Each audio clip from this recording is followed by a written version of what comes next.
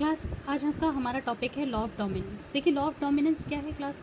Law of dominance किसके basis पे दिया था मेंडल ने मोनोहाइब्रिड क्रॉस कराया था, मैंने आपको बताया था क्लास। तो मेंडल ने मोनोहाइब्रिड जो क्रॉस कराए थे, मोनोहाइब्रिड क्रॉस जो कराया था उनके बेसिस पे अपने दो लॉ दिए थे, law of dominance, law of segregation. Law of segregation आप आगे क्लास में पढ़ेंगे, आज की क्लास में लॉ ऑफ डोमिनेंस को डिस्कस करते हैं।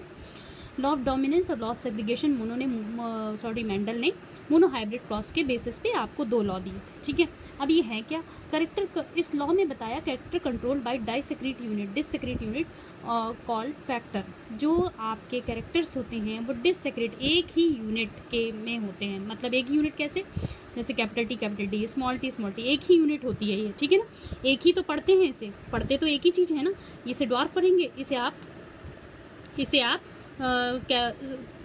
आप टॉल पढ़ेंगे, ठीक है। तो ये आपका फैक्टर अकर्स इन पेयर। और दूसरा आप पॉइंट कह रहा है factors occurs in pair. Factor हमेशा पेयर में होते हैं, कैपिटल ए, स्मॉल बी, कि चाहे कैपिटल बी, चाहे कैपिटल डब्ल्यू, सब पेयर में है ना। पेयर में होते हैं लेकिन पढ़ते एक ही फैक्टर गिनेंगे इन्हें, ठीक है। यूनिट तो एक ही है, पढ़ेंगे तो एक ही चीज़। इसे अगर आप ए पढ़ रहे हैं तो ए ही पढ़ेंगे, स्मॉल ए नहीं पढ़ेंगे, ठीक है। इसको पढ़ेंगे कैपिटल ए ही, ठीक है। Is in a dissimilar pair of factor. अगर आपके डिसिमिलर पेयर ऑफ फैक्टर होते हैं, जैसे डिसिमिलर मतलब एक समान नहीं, capital T, capital R, small R, capital W, small W, ये डिसिमिलर है, सेम नहीं है, ठीक है। वन मेंबर डोमिनेंट, मतलब एक मेंबर जो इसमें होता है वो डोमिनेंट होता है, और हमेशा कैपिटल ही डोमिनेंट होगा क्लास। कैपिटल जो आप बना रहे हैं वो डोमिनेंट होगा।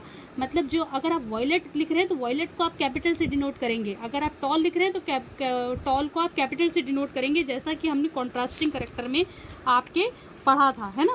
कॉन्ट्रास्टिंग करेक्टर हमने पढ़े थे क्लास, जिसमें आपने डोमिनेंट और देखिए थे कॉन्ट्रास्टिंग करेक्टर जिसमें आपने डोमिनेंट ट्रेट पढ़े थे और रेसेसिव ट्रेट पढ़े थे, है ना।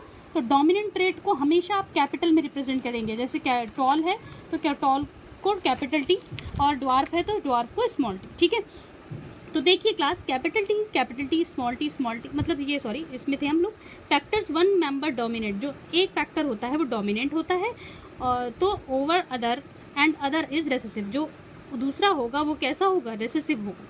ये आपका लॉ ऑफ डोमिनेंस में बताया गया। अब देखिए लॉ ऑफ डोमिनेंस को एक्सप्लेन कैसे किया गया। Expression of only one parental characters in monohybrid cross in F1 gene, मतलब ओनली वन पेरेंटल कैरेक्टर्स, मतलब एक ही पेरेंट का कैरेक्टर आपके मोनोहाइब्रिड क्रॉस में रिप्रेजेंट होता है। जैसे कि आप जानते थे कैपिटल टी से कैपिटल टी आया था, स्मॉल टी से स्मॉल टी आया था। अब इनसे जो बना वो कैपिटल टी स्मॉल टी था, जो हम F1 जनरेशन कह रहे थे। अब देखिए इसमें एक ही तो अपना कैरेक्टर रिप्रेजेंट कर रहा है, जैसा कि अभी इस लाइन में कहा गया था, जो डोमिनेंट फैक्टर है वो ही अपना कैरेक्टर रिप्रेजेंट करता है। टॉल आए थे इसका मतलब F1 जनरेशन में, तो वही कह रहा है एक्सप्रेस ओनली वन के पेरेंटल कैरेक्टर, एक ही पेरेंट अपना कैरेक्टर शो करेगा। जैसे कि आपके इससे भी जीन्स आ रहे हैं, इससे भी जीन्स आ रहे हैं, आप जान रहे हैं, ठीक है। सपोज ये फादर हैं, ये मदर हैं, इन दोनों से जीन्स आ रहे हैं, लेकिन आपके एक ही अपना कैरेक्टर शो करेगा, या फिर फादर का कैरेक्टर या फिर मदर का कैरेक्टर, ठीक है। ये F1 जनरेशन में मेंडल ने आपको बताया मोनोहाइब्रिड क्रॉस में, ठीक है। तो generation is express of both in F2। इसी जनरेशन में जब हमने इसका सेल्फ क्रॉस करवाया, मतलब जो F1 जनरेशन थी उसका सेल्फ क्रॉस करवा दिया, जैसे पनेट से भी करवाया था, इसको ऐसे भी करके देख लीजिए, कैपिटल टी का कैपिटल टी के साथ, कैपिटल टी का स्मॉल टी के साथ, अगेन स्मॉल टी का कैपिटल टी के साथ। कैपिटल टी डोमिनेटिंग है तो कैपिटल टी को पहले लिख देंगे, स्मॉल टी का स्मॉल टी के साथ, है ना। चार आपके बन गए इसमें, तो चार आपके बने क्लास इसमें। तो चार आप जानते हैं कैसे, ये देखिए कैपिटल टी ये होमोजाइगस सेम है, ये हेटरोजाइगस है, लेकिन आपने अभी इसमें पढ़ा कि जो डिसिमिलर पेयर थे उसमें वन मेंबर डोमिनेंट होता है, तो एक मेंबर इनमें डोमिनेंट है, वो है कैपिटल टी, है ना। तो पढ़ेंगे तो इसको टॉल ही, इसको भी टॉल ही पढ़ेंगे। तो देखिए वैसा ही इसी में लिखा है कि F2 जनरेशन भी इसी में शो हो गई थी आपकी मोनोहाइब्रिड क्रॉस में, तभी जनरेशन एंड एक्सप्रेशन बोथ, मतलब F1 जनरेशन भी मोनोहाइब्रिड में ही शो हो गई थी और F2 भी। और it also explain proportion of 3:1। और इस F2 जनरेशन में इन्होंने बताया कि एक प्रोपोर्शन निकला था जो 3:1 का था।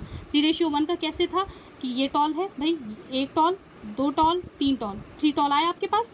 और ये जो है ये इसमें देखिए ना ही आपका कैपिटल टी है, ना ही आपका मतलब सॉरी, इसमें कहीं भी कैपिटल टी आपका नहीं है, दोनों तरफ क्या है, स्मॉल टी है। तो इसको आप प्योर ड्वार्फ पढ़ोगे, प्योर ड्वार्फ है इसका मतलब ये देखिए, ये प्योर ड्वार्फ आया है ना, इसको आप ड्वार्फ पढ़ रहे थे, ये प्योर है। ये इम्प्योर टॉल हैं, इनको अननोन टॉल भी पढ़ लोगे आप, लेकिन इसमें पढ़ोगे तो आप टॉल ही, तो इसको इंक्लूड भी टॉल में ही करोगे।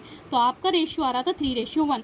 यही मेंडल ने लॉ ऑफ डोमिनेंस में आपको समझाया है, और ये थी आपकी लॉ ऑफ डोमिनेंस की पूरी थ्योरी क्लास। ठीक है, अब हम नेक्स्ट क्लास में आगे डिस्कस करेंगे इसका लॉ ऑफ सेग्रीगेशन। तब तक के लिए थैंक यू क्लास।